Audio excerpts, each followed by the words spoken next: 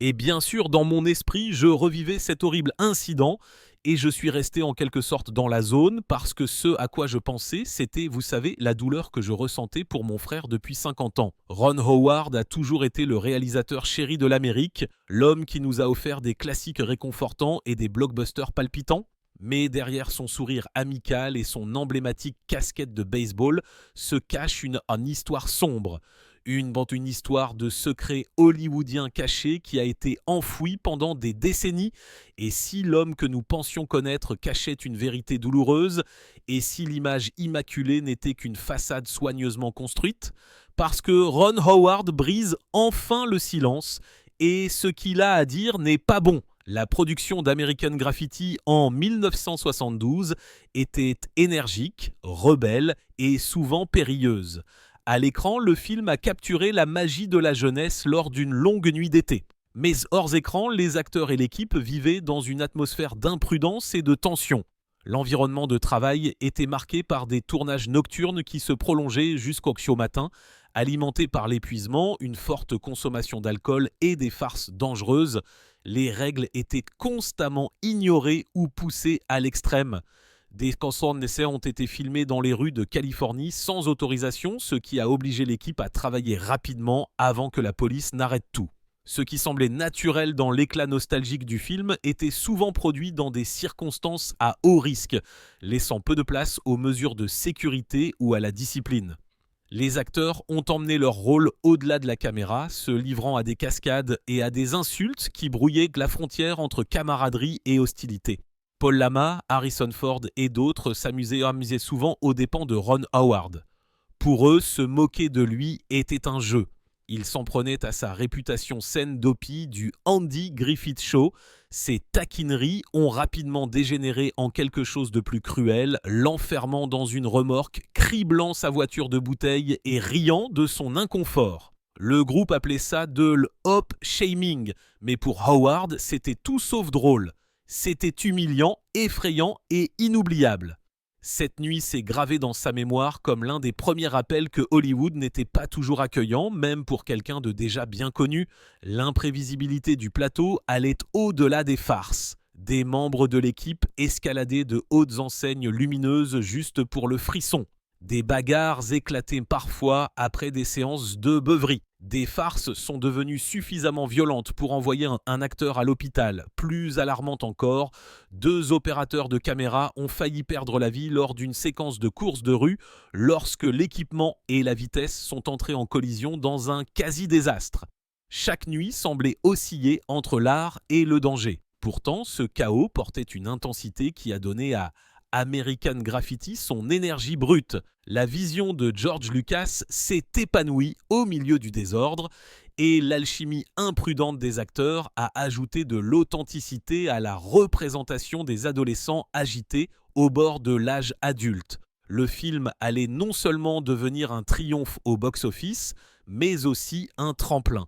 Harrison Ford, Richard Dreyfuss, Cindy Williams et d'autres allaient bâtir leur carrière à partir de ce début désordonné et imprévisible. Pour Ron Howard, cependant, l'expérience était à double tranchant. Bien que le film ait cimenté sa transition de la télévision au cinéma, il a également révélé le côté sombre d'une industrie remplie d'insécurité, de rivalité et de cruauté.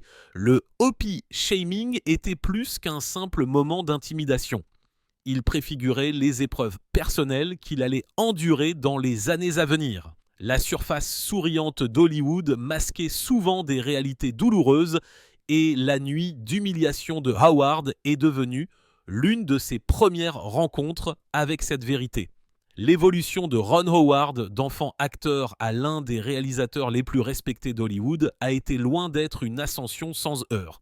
Sa carrière, marquée par des triomphes critiques et des succès au box-office, a été également assombrie par une série d'incidents troublants allant des accidents sur les plateaux de tournage aux menaces personnelles qui ont constamment mis à l'épreuve sa résilience. L'un des premiers petits moments décisifs est survenu en 1978 lorsqu'une cascade sur l'un de ses premiers projets de réalisation a terriblement mal tourné, laissant l'interprète Paul Bartel gravement blessé. L'accident a hanté Howard car la possibilité de voir la mort ou la souffrance de quelqu'un lié à son leadership l'a presque anéanti. Bien que la poursuite qui a suivi ait été discrètement résolue, elle lui a inculqué une obsession permanente de la sécurité, une marque de fabrique de son travail ultérieur. Les défis auxquels il a été confronté dans les années 1980 ont apporté leur propre intensité. Sur le plateau de Splash, en 1983, la star montante Tom Hanks s'est heurté à des membres de l'équipe lors de vives disputes concernant des modifications de scénario de dernière minute. Pour Howard, apaiser les tensions et faire avancer la production est devenu un test majeur de leadership. Le succès final du film a transformé les deux hommes, Hanks en un acteur rentable et Howard en un réalisateur capable de tenir ses promesses sous pression.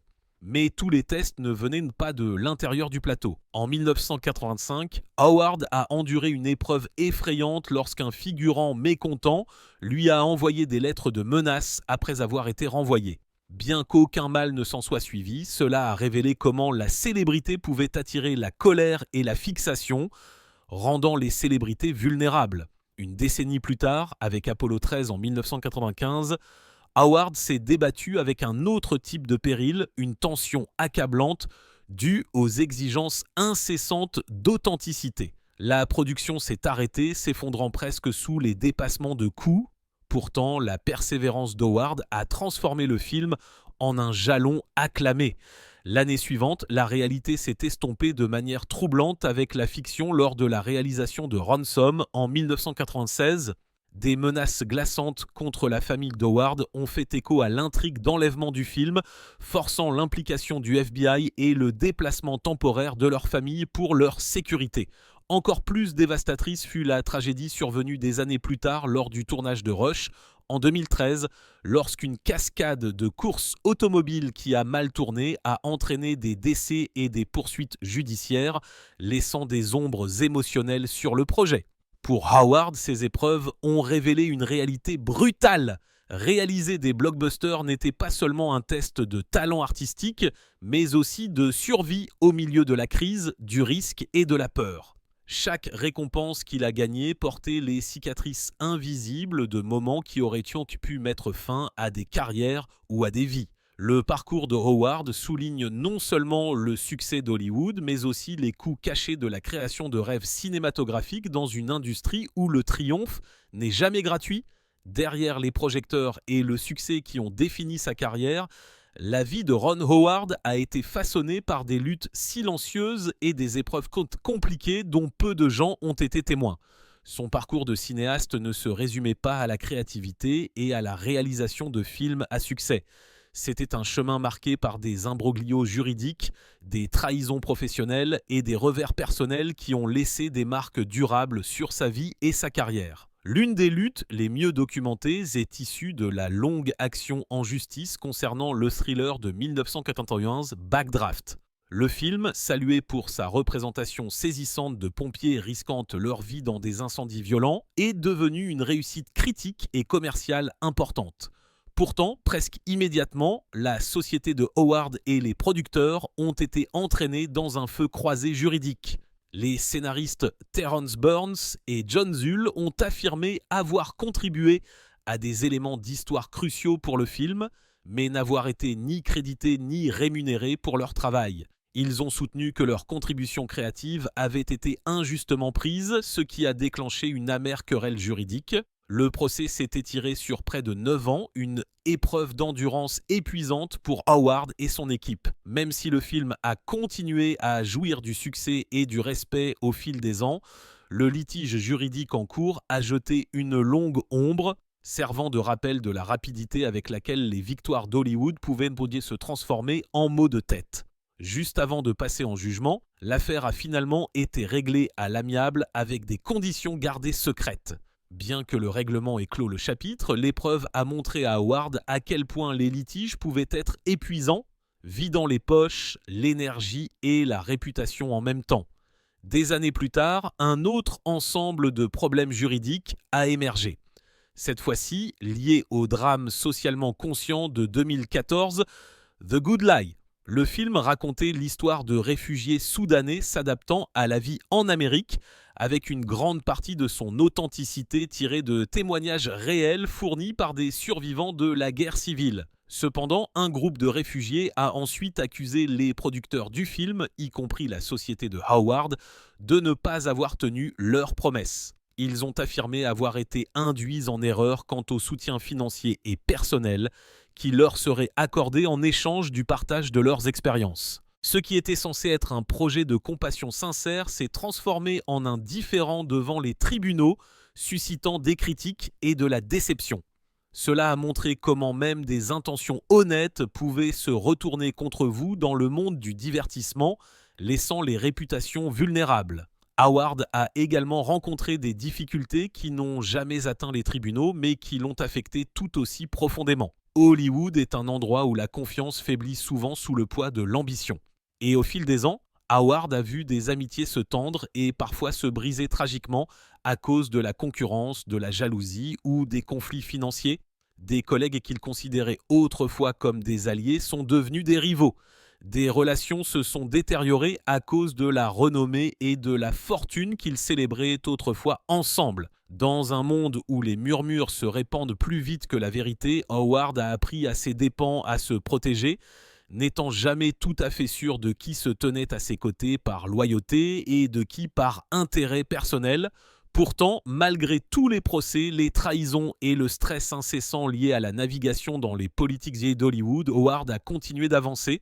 Sa détermination découlait d'un besoin de prouver aux autres et à lui-même qu'il pouvait endurer les tempêtes tout en poursuivant ce qu'il aimait le plus. Faire des films qui établissaient un lien avec le public et avaient du poids. Chaque nouveau projet était en substance un témoignage qu'il ne serait pas défini ou déraillé par les contusions qu'il avait subies dans les coulisses. Pourtant, ses blessures professionnelles ont laissé des cicatrices. Aucune victoire créative, aucun Oscar ou triomphe au box-office n'est venu sans sa part de douleur. L'industrie a exigé son dû en nuits blanches, en risques financiers et en tensions émotionnelles. Howard, admiré par les fans comme une figure toujours fiable du succès hollywoodien, portait en privé les coups que personne ne voyait. Et pourtant, malgré le coup personnel, il a pu résister aux tempêtes hollywoodiennes. Bien que, comme il allait s'en rendre compte plus tard, les fardeaux de la carrière étaient encore plus légers que le chagrin qu'il rencontrait parfois à la maison. Derrière l'énorme succès de Ron Howard en tant que réalisateur et acteur, se cachait une vie privée remplie de défis. Comme beaucoup de stars à Hollywood, Howard a travaillé dur pour protéger sa famille des pressions qui accompagnent la célébrité. Mais des rumeurs et des secrets ont tourbillonné autour de son mariage et de sa vie personnelle, apportant une douleur qui a parfois presque déchiré sa famille.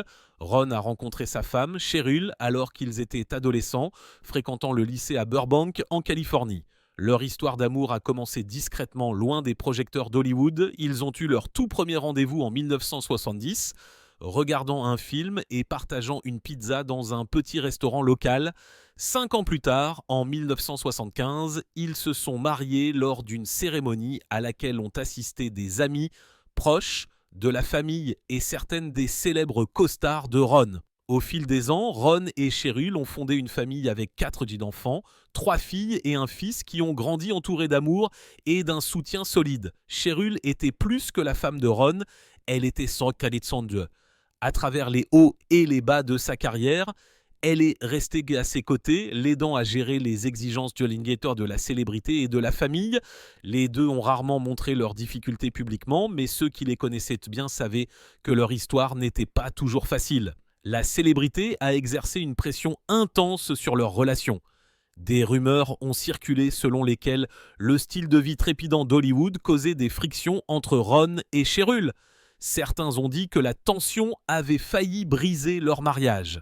Il était difficile de concilier les longues heures que Ron passait à réaliser des films et le rôle de Cheryl dans la gestion de la maison et des enfants. Il y a eu des moments où les exigences semblaient impossibles à gérer. L'un des secrets les plus difficiles que Ron a gardé privé pendant de nombreuses années était qu'il avait eu une fille avec une autre femme avant d'épouser Cheryl. Cette partie de sa vie a choqué les fans lorsqu'elle a finalement été rendue publique, ajoutant une tension à leur mariage. Les médias hollywoodiens ont rapidement pris connaissance de l'histoire, attirant une attention et des intrusions indésirables dans le monde privé de la famille. Malgré les défis, le lien entre Ron et Cheryl est resté fort. Ils croyaient au respect, à la communication honnête et à la patience. Ron a dit un jour que la clé de leur mariage durable était d'apprendre à grandir ensemble et à affronter les problèmes en tant que partenaires. Mais quelle que soit la force de leur amour, même la vie privée de Ron Howard n'a pas pu rester protégée des pressions et des invasions qui accompagnent la célébrité à Hollywood. Les rumeurs, le stress et les secrets les ont suivis, faisant de la vie privée un défi constant. La célébrité précoce de Ron Howard a commencé quand il était enfant, jouant Hoppy Taylor, le fils aimant et bon cœur de la populaire émission de télévision The Andy Griffith Show. Des millions de téléspectateurs à travers l'Amérique ont appris à aimer le personnage, voyant en Hoppy le symbole parfait de l'innocence et de la bonté de l'enfance. Mais pour Ron, être connu sous le nom d'Hoppy est devenu bien plus qu'un simple rôle. C'est devenu une étiquette lourde qui a façonné la façon dont les gens l'ont vu pour le reste de sa vie. Grandir devant les caméras et les lumières de Vive a apporté plus de pression que la plupart des gens ne le réalisent. On attendait de Ron qu'il soit toujours joyeux, bien élevé et parfait. Tout comme Hoppy, on lui permettait rarement de montrer autre chose. Cela a créé de profonds sentiments d'anxiété et d'insécurité, alors qu'il luttait pour être à la hauteur de l'image que les gens avaient de lui. Dans les coulisses, ses vrais sentiments et ses peurs étaient souvent cachés. Le moment de up-shaming lors du tournage d'American Graffiti a été un rappel douloureux que la célébrité pouvait aussi apporter de la cruauté. Harrison Ford et Paul Lama ont pris Howard pour cible avec des farces qui ressemblaient à une punition publique. Ce fut un moment qui a fait très mal et a fait comprendre à Ron que Hollywood n'était pas toujours gentil. Pendant des décennies, Ron s'est battu avec son image. Alors que le monde aimait Hoppy, Ron voulait être connu comme plus qu'un simple enfant acteur. Le surnom lui est resté jusqu'à l'âge adulte, comme un masque cachant qui il était vraiment. Cela a affecté sa liberté créative, le rendant prudent quant à la prise de risque. Il craignait d'échouer ou d'être jugé à cause de son passé. Sa santé mentale est devenue peut-être une bataille silencieuse. Ron parlait rarement de la peur, de la solitude et du doute qu'il ressentait à l'intérieur. Ses amis et sa famille ont remarqué ses difficultés avec l'anxiété et le poids des attentes. La peur de décevoir les gens obscurcissait souvent son esprit. Bien qu'il ait atteint la gloire, le respect et la richesse à Hollywood, le bilan émotionnel a été lourd. L'ombre d'Hoppy l'a suivi comme un fantôme. Elle a façonné ses décisions, sa confiance et son identité d'une manière qu'il essaie encore de comprendre pleinement. Aujourd'hui, des décennies plus tard, non plus aux décennies plus tard, Ron Howard se bat pour se redéfinir selon ses propres conditions.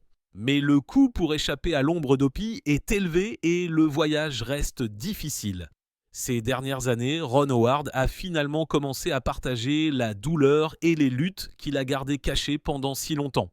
À travers des interviews et des conférences publiques, il a parlé ouvertement de ses regrets, des leçons qu'il a apprises et des dures vérités derrière les années de silence où il a dit très peu. Howard a admis que le fait de se taire n'était pas toujours son choix. C'était comme porter un masque, faire semblant que tout allait bien alors qu'à l'intérieur, il souffrait.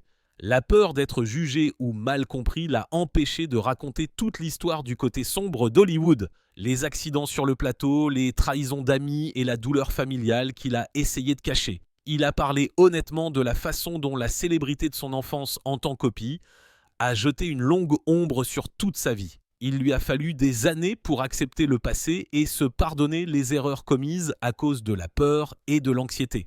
Howard a décrit la croissance personnelle comme un lent voyage, expliquant que le silence ne guérit pas les blessures, il ne fait que les recouvrir. Howard a également révélé comment l'image brillante et amicale d'Hollywood cache souvent une réalité beaucoup plus dure. Derrière les sourires et les fêtes glamour, de nombreux acteurs et réalisateurs sont confrontés à la solitude, à la pression et à la cruauté. Comprendre cette vérité douloureuse lui a été nécessaire pour aller de l'avant. L'un des moments les plus forts est survenu lorsque Howard a parlé de regrets et de pardon. Il a dit qu'il aurait aimé partager davantage sa vraie personnalité avec sa famille et ses amis plus tôt. S'ouvrir l'a finalement aidé à trouver la paix et l'espoir après des années de déni. Aujourd'hui, les révélations de Howard remettent en question tout ce que les fans pensaient savoir de lui.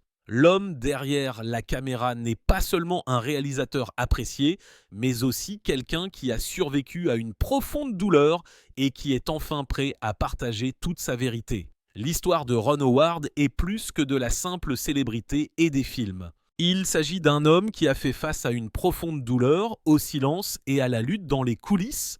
Pendant des décennies, il a caché la vérité sur ce qu'était réellement Hollywood, les dangers, les trahisons et les batailles familiales. Aujourd'hui, il a enfin partagé son histoire, nous montrant le prix à payer pour être une star. La vérité d'Howard est importante car elle nous rappelle que la célébrité n'est pas toujours ce qu'elle semble être. Derrière les tapis rouges et les récompenses, il y a souvent des traumatismes et de la solitude. Son parcours montre à quel point il peut être difficile de grandir, de guérir et de se retrouver lorsque le monde entier observe chacun de vos mouvements. Les leçons de la vie de Howard sont puissantes. Elles nous enseignent la résilience, la capacité de continuer, même lorsque la vie est difficile. Elles nous demandent également de regarder au-delà de la surface et de comprendre les vraies personnes derrière le glamour. La question demeure: quelqu'un à Hollywood peut-il vraiment échapper à son passé? Ou l'ombre de la célébrité le suit-elle pour toujours? Si vous avez trouvé cette histoire révélatrice, veuillez aimer cette vidéo, partager vos réflexions dans les commentaires et n'oubliez pas de vous abonner pour des plongées plus profondes dans la vie des stars que vous pensez connaître.